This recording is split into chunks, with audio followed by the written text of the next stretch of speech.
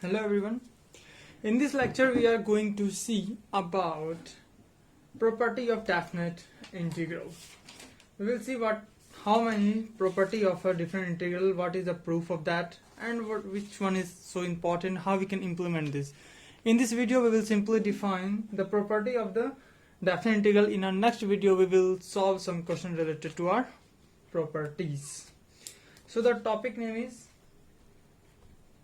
properties of definite integral. Definite integral means definite integration, how many property it have, we will going to define this. So first means property first is if fx is a function of dx and the limit is a to b, we will simply change the variable of this integration having the same limit. So this is the first property, we can simply change the variable. Second one is property number second.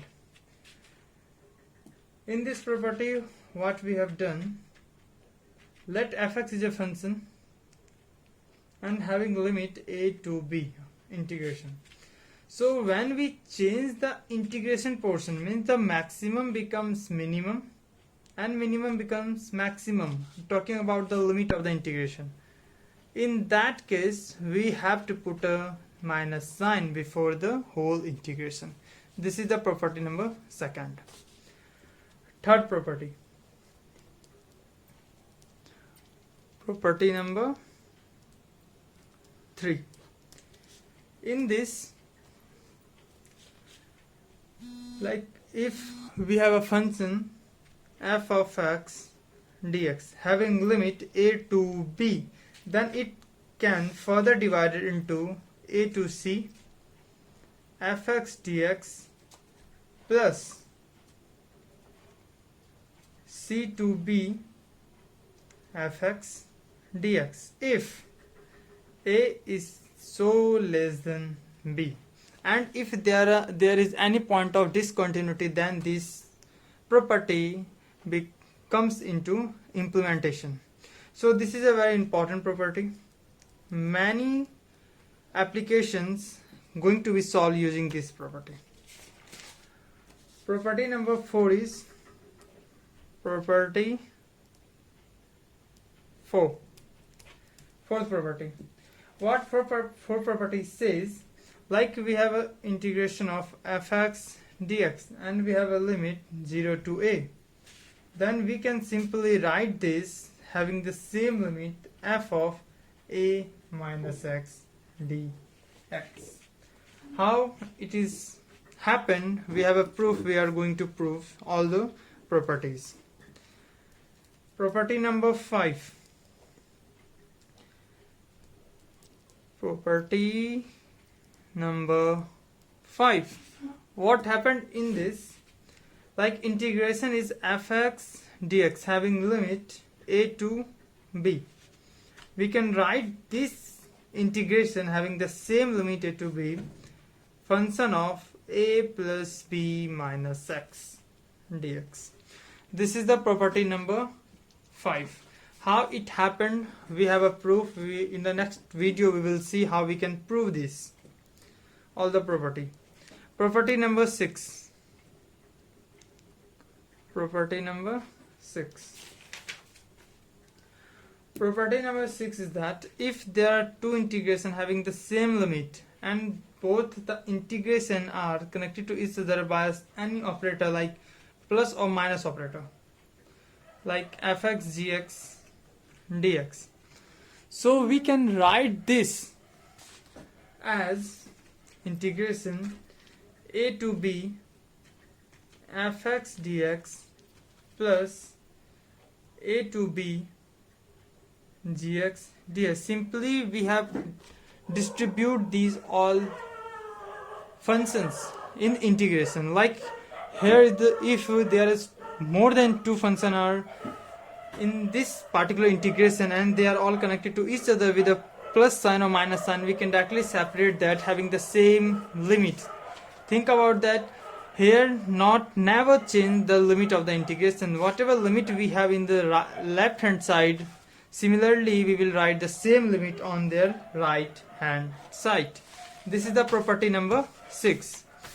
So this is the property 1, 2, 3, 4, 5, 6. If you want to note this, please pause the video and you can note it down. So the last property is property number 7.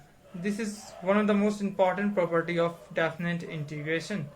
Property number 7.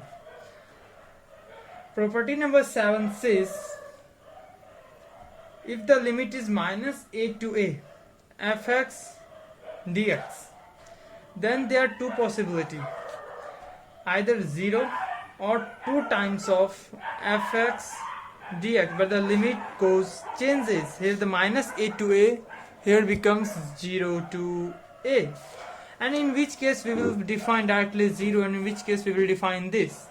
So if f of x function inside the integration is an odd function.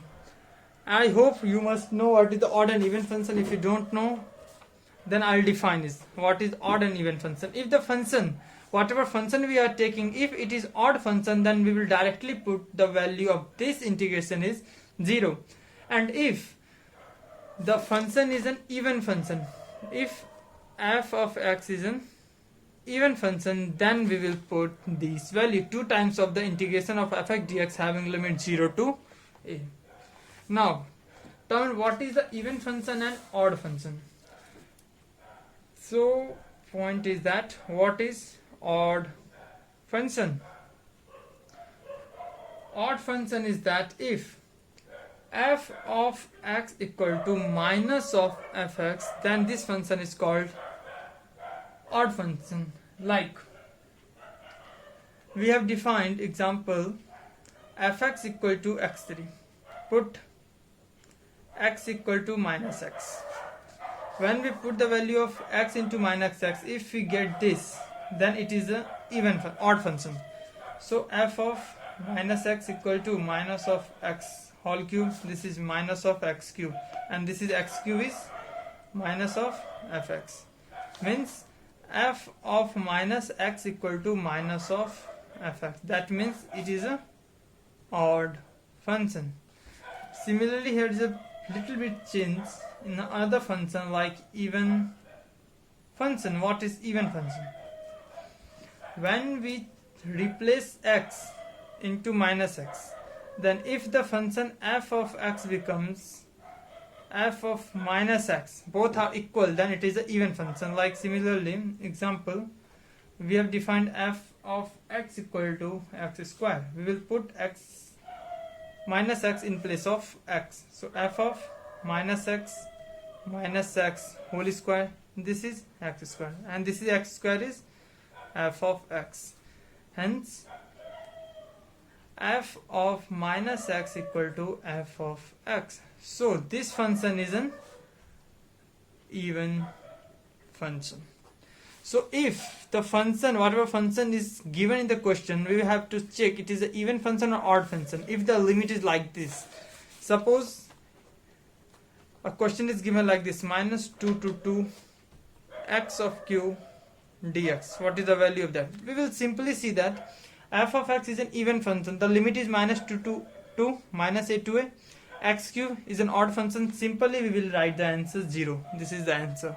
So these kind of things we are going to do in our next video. And that's it for today class. We have done with our 7 properties, property 1 to 6 here, and the 7 one is here. In the next video we will see the proof and some question related to that. Thanks for watching.